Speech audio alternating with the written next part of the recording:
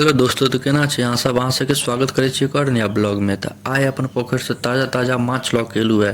आइ पोखर में जाल खसल रहे तो सोचलू किया नहीं माछ बनायल जाए। तो देखियो अखन तक मुँह आबिए रहल छै। तो माछ के नाम एगो के माछ के नाम नैनी है, एगो के नाम कमलकाट है। तो आई के ब्लॉग में अहाँके देखाब स्टेप बाय स्टेप आसान तरीका से माछ केना बनायल जाइ छै। तो चलू देखियो, पहले मिक्सी में तेल लहसुन लऽ लेब, ठीक छै। ओहिके बाद में हल्का हल्का हल्का पानी देबै, ओहिके बाद एकदम बढ़िया से पेस्ट बना लेब, ठीक छै।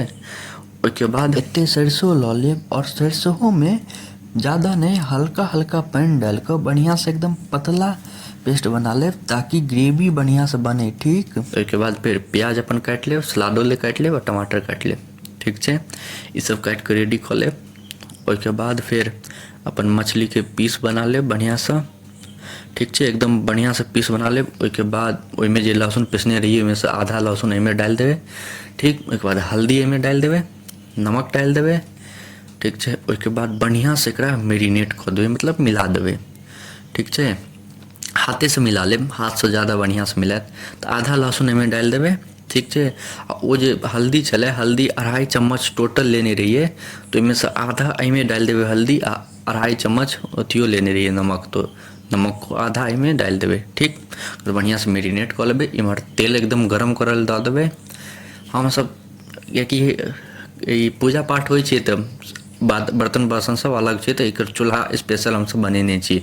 तऽ चूल्हा पर हमसब आइ बनाबै छी। गैसो अलग छै लेकिन आइ चूल्हे पर बनाबै छी। तऽ एते तेल दऽ देबै गरम करऽ लेल। ओहिमे फेर तेल गरम भऽ जायत तऽ पीसो गिरा देबै फ्राई हुअ लेल।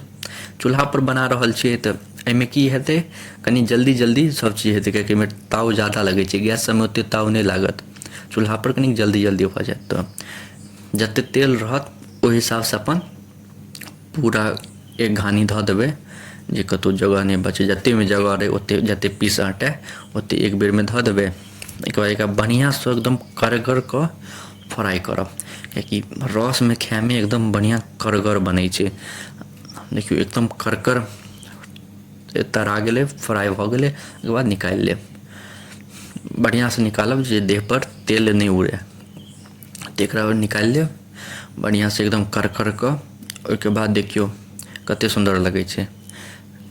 ओहिके बाद पूरा निकलि गेल। ओहिके बाद एगो आओर घानी छै, एकरो ओहिमे डालि कऽ निकालि लेब। देखियौ इहो दोसरो घानी भऽ गेलै।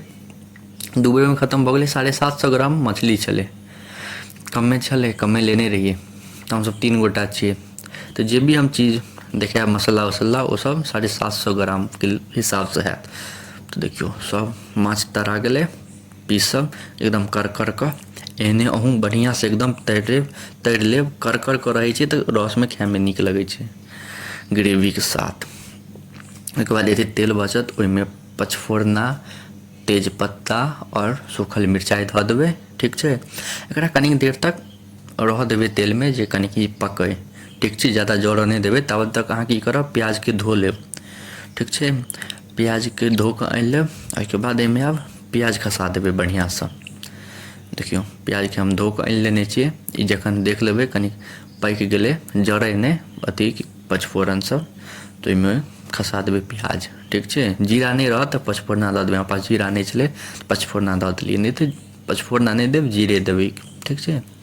तऽ ओहिके बाद प्याज डालि देबै। ओहिके बाद एहिमे मसाला ऐड करब। ओ जे ओहिमे बचल रहै हल्दी, देखियौ हल्दी और नमक, पहिले एखन हल्दी और नमक ऐड करऽके छै। ओ जे हम 2.5 चम्मच लेने रहिए तऽ हल्दी और नमक ऐड करऽके छै, ठीक छै।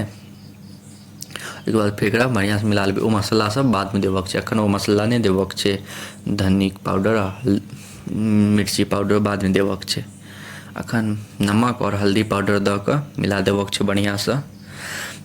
आ कनि जरऽ लागत ओहिमे पानि दऽ देबै। ओहिके बाद एहन भऽ जायत, कनि देर 5 मिनट लारला चारलाके बाद फेर ई दऽ देबै मसाला। ओहिके बाद धन्नी और मिरचाइके पाउडर, दुनूके पाउडर एक बेरमे दऽ देबै। आ कनिक तेलो धऽ देबै अगर लागै तऽ, नहि अगर ठीक यऽ तऽ तेल नहि देबै। हमसब कनिक एहिमे कनिक तेल ज़्यादा लोक खाइ छै, चहटगर कनिक रहल तऽ नीक लगै छै, ठीक छै। ओहिके बाद ओ धऽ देबै बढ़िआँसँ।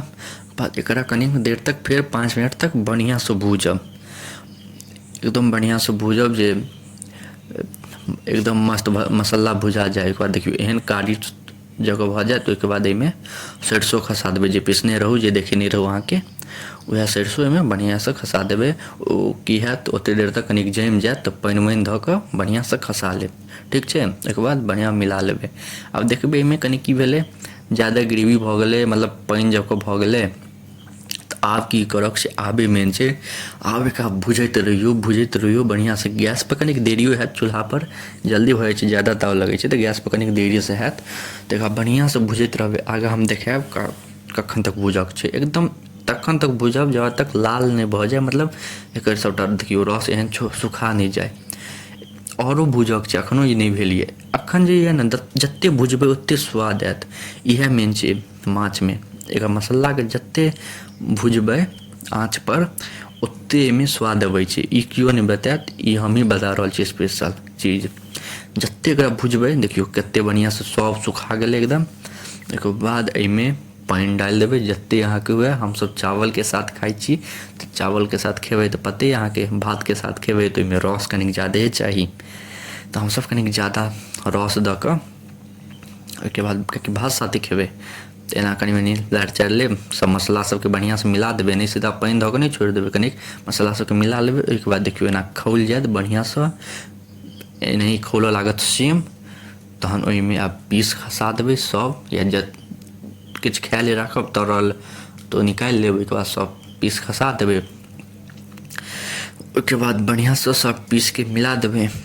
देखियौ अब सब पीस धीरे धीरे आरामसँ एके बेरमे खसा देबै तऽ उड़ि कऽ पड़ि सकैए, तेँ कनिक सेफ्टियो जरूरी रहै छै। तऽ आरामसँ खसाएब, कोनो एहन धरफड़ी नहि छै। आरामसँ खसा देब, ओकर बाद छोलनी या करछुल कोनो चीजसँ बढ़िआँसँ मिला देबै, ठीक छै।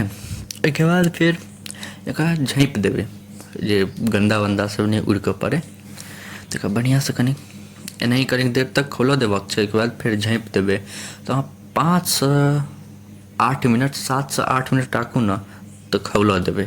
तऽ चलू देखियौ सलाद कटने रहिए। ओहिके बाद जमीरी नेबो जरूर लेब, जमीरी नेबोके साथ बड़ नीक लगै छै खाइमे सलादमे। तऽ देखियौ आब 7 सँ 8 मिनट तक आँचपर चढ़ल रहऽ देबै जे रस कनि जरत तऽ नीक लागत खाइमे। तऽ देखियौ केहन लागल। एतेक देर तक देखऽ लेल अहाँ सबके धन्यवाद। नीक लागत तऽ लाइक कमेंट शेयर सब्सक्राइब जरूर करब। मिलै छी अगिला वीडियोमे, तब तक के लिए जय हिंद, धन्यवाद।